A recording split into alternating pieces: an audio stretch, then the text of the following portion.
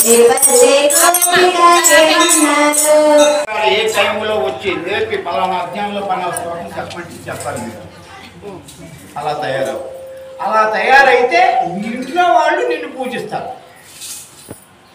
నీ ఇంట్లో నీ అత్త, నీ మామ, నీ భర్త వెళ్ళవే తల్లి అక్కడ తారాయం చేస్తుంది ఈ పల్లె. అప్పుడు మీరు పాస్ అయినారు.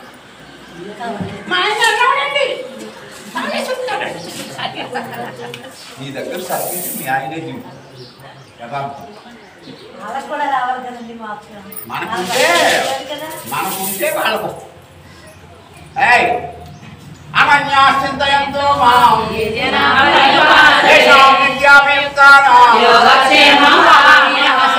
సతతం యో మాం స్మరతి నిత్యశః తస్యాహం సర్వప్ప.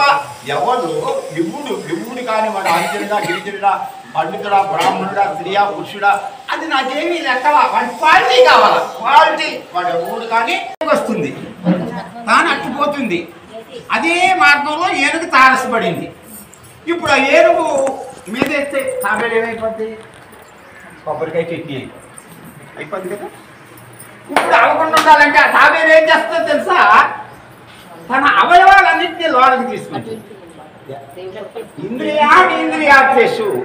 ఇంద్రియాలు ఏవైతే ఉన్నావో మన ఇంద్రియాల ద్వారా బయటకు వెళ్ళి చెవి ఎక్కడికి వెళ్తుంది?